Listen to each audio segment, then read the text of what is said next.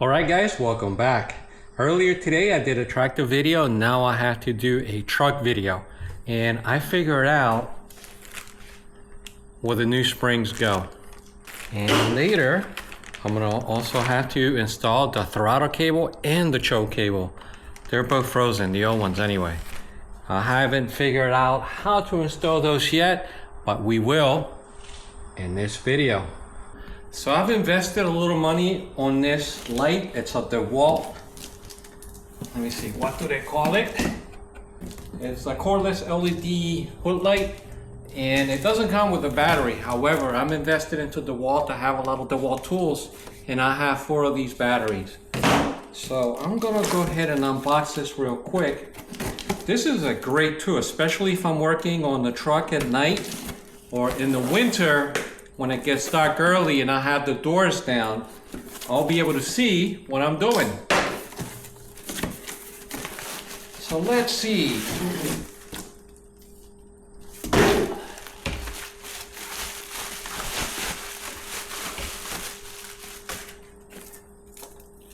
There we go. It has a whole bunch of LEDs. Yep. You know, I'm getting older and I'm going blind, so I think this is really gonna help out a lot. So how do you open this up? I'm sure there's a trick to it. Oh, easy. There we go. And once I put it up on the hood, then I connect the battery like so. Well, let's go ahead and install it now. Yeah, this thing is quite long, and my hood really isn't that long at all. It's kind of narrow here. Let's see.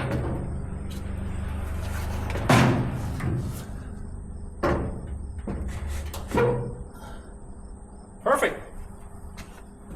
So I'm going to install the battery. Oh, it's kind of heavy now with the battery. It wants to fall down. The hood, that is. Oh no, there it goes. All right, so how do you turn this thing on? I should have read the instructions first. All right, so there are 2 buttons in here. Don't know what this one's for, but this one is the one to turn it on, and I was pressing the wrong one. So here it is. That's high, that's low, and that's off. All right, so let's put it back. And it extends a little bit from here. See that? All right.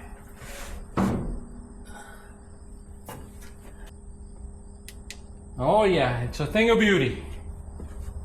All right guys, and I figured out where the spring goes. You see that bolt down there? All the way down there? That is where the other end of the spring goes. But this one is broken. See? So I'm gonna get spring number 1, and I'm gonna install it here, one end here, and the other end on top of that bolt.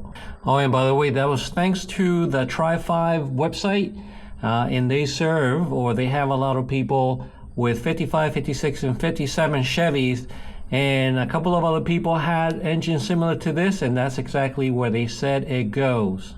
All right, guys, so this is the old one, and this is the new one.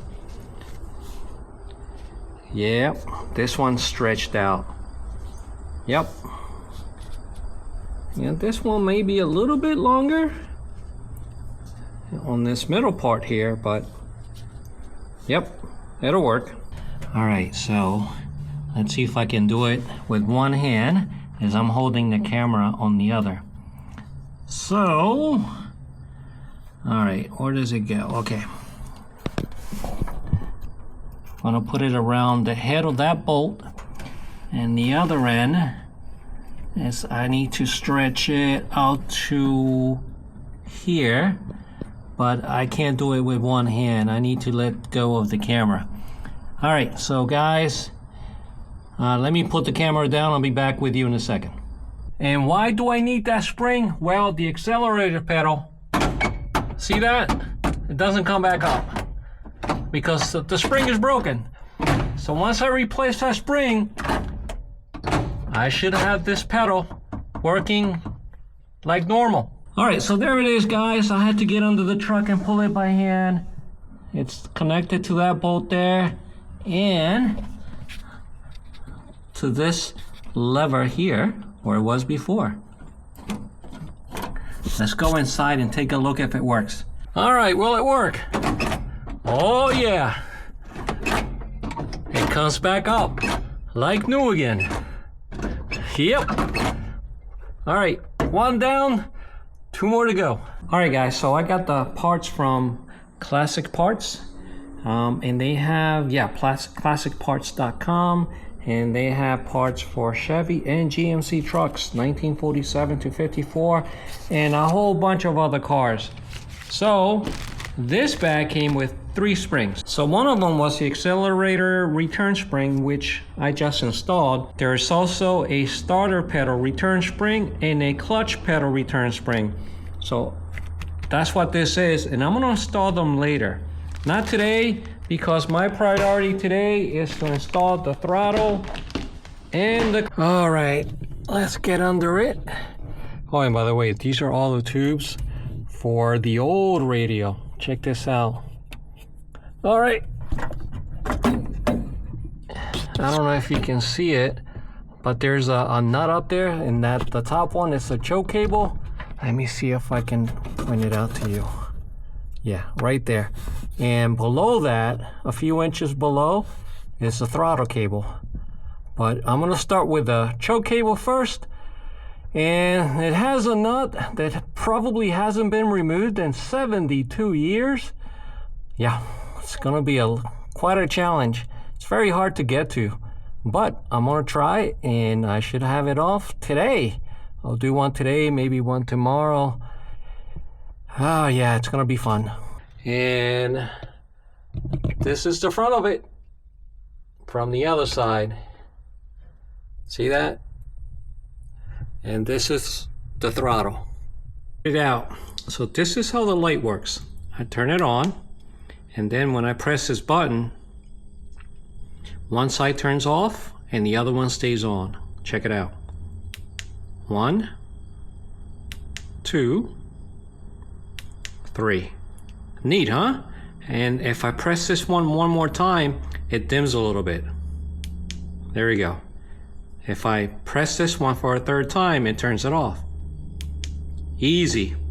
So far, it's a great light. So guys, after working for about 40 minutes on the floor of the inside of the truck, trying to get that nut off, I can't get it off. I can barely get my hand in there. There's too many things around that nut. So what I'm thinking now is I'm gonna have to take out the old radio. You saw that gigantic radio with the tubes? That's the way they were a long time ago. So I'm gonna have to figure out a way to take that radio off in order for me to get my hand to take out that nut. But it ain't gonna be today because the grandchildren are here. I'm thinking about doing it tomorrow. So for me, it'll be tomorrow, but for you guys, it's just gonna be a second. I'm gonna finish it all on this video. But yeah, my back, oh my gosh. I felt very uncomfortable being, facing up, trying to reach in there. It's very, very difficult, that's for sure. But once I get to it, it's gonna be easy to take out. Oh, and one more thing. The throttle cable, I don't have to replace it. And this is the reason why. I noticed that the throttle cable on this truck, they cut it off at the firewall. And why? Well, the throttle cable was something that farmers used back in the day to run a PTO from an engine, from this engine. How did that work? I don't know. But either way, the throttle cable has been cut off. I just noticed it. And I don't really ever remember using it when the truck was working over 20 years ago. I remember using the choke all the time. I just have one more thing to do for this video anyway. And while I was down there, I discovered other things that I need to not fix, but lubricate and get it working again. But I'm not gonna mention it here. That's for a future video. And yeah, I'll see you guys in just a second. Oh my God. Whose idea was it to take out the choke cable? Oh, that was my idea. So it's been 2 days since my last clip, and my neighbor came over today to drop off some sawdust that I can use for the chicken coop. I have nice neighbors, and I was showing them some of the work I was doing here on the truck, and I mentioned the choke cable, that it was very difficult to take out because I had to take out the radio, and then I had to get in there and somehow unscrew it. But then he mentioned, well, why don't you take this choke cable off of here from the carburetor, lift it up, and pour some DW40 in there. That way, the cable will loosen up and you don't have to replace it. I'm like, what? What a great idea. Instead of me having to take out that radio, unscrew the choke cable, bring the new one, cut it to size and install it, yeah, why not lubricate the cable from this side and allow it to do its thing for a few hours and then try to see if it moves back and forth like it used to many years ago. I love the idea, and that's exactly what we're gonna do now. Notice I had the garage door closed, and this is the beauty of using this light. You see how bright it is inside? So I can work all night if I wanted to here.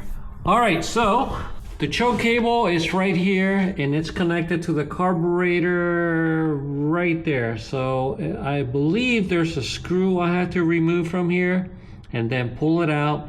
I'm gonna raise it up, fill it up with WD-40. I wanna keep it raised, and then come back a couple of hours or even tomorrow and test it to see if it was able to break free.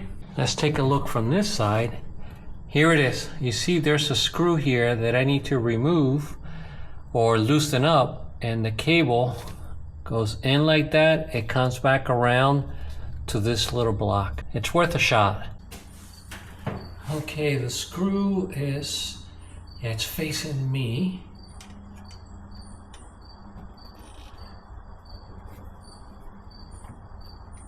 Yeah, there's like a plate on the other side of the carburetor with another screw.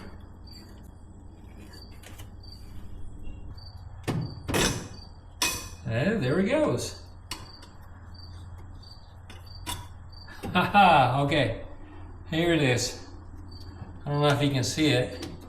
So what I'm gonna do is I'm gonna lift it up like so and fill it with WD-40. It's worth a shot. All right, let's take a look at the new cable. Let me show you what I think my problem is after taking a closer look at this cable. Okay.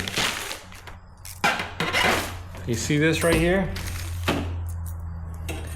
Once you pull it out,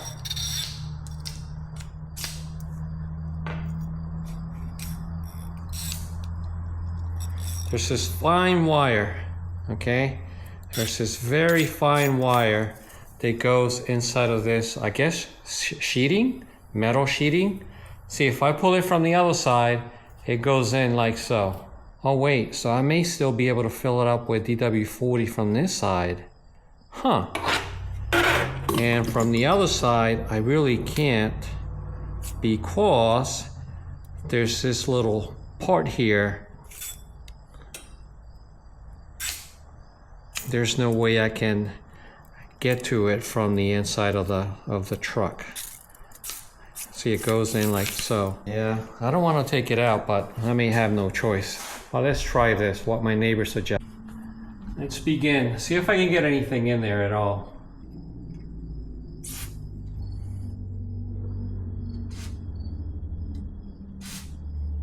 So I'm gonna do a little bit more and then come back a few hours, maybe tomorrow, and see if it works or not.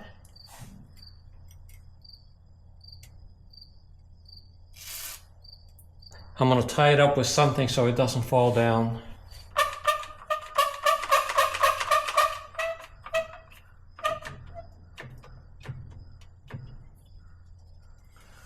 There we go, it's not gonna go anywhere. All right, I'll see you guys mañana.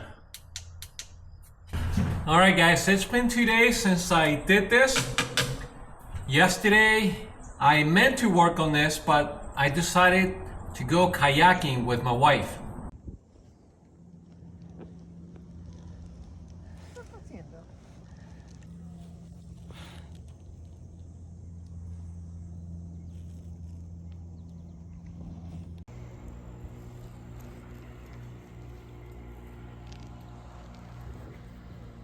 Yeah, it was a lot of fun. We've done it a couple of times this year, and I think I want to do it more often in the future. But now I have to concentrate on the truck. Did it work? I don't know. Here it is. If it doesn't work, then I'm gonna have to take it out. And in order for me to take this out, I had to remove the radio, which is what I'm trying to avoid. But right now, oh boy. Ooh.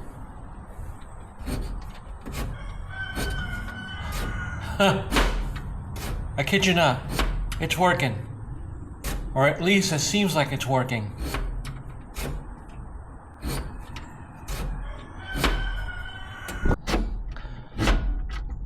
Oh my gosh. All right. I'm gonna take the camera out to the engine, and if you see the cable go in and out, then it's working. But if you see no movement on that cable, then I have a problem.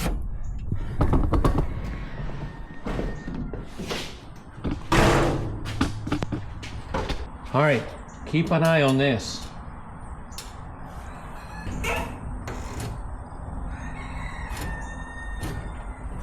I think it worked. Obviously I can't see it from the inside, but wow, wait a minute. Yeah, it looks longer now. Let me pull it back.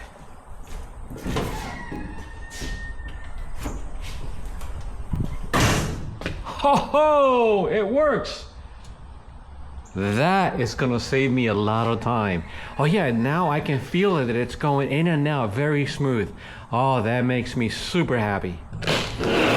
All right, so I can put this cable away, the choke cable, and definitely the throttle cable. Yeah, so thanks to Ted, my neighbor, who gave me the idea. So I'm very happy. Now I can use these cables on a future project. Now I'm gonna connect it to the carburetor, or it was before. You know, this is only a small victory, but it makes a huge impact.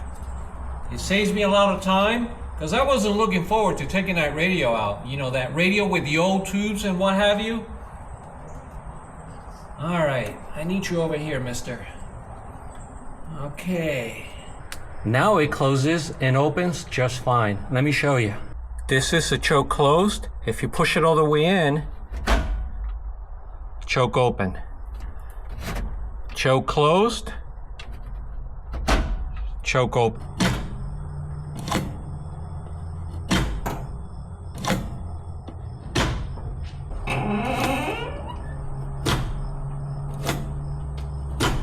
All right guys, now for my next trick, I noticed that the cowl vent screws are missing right there.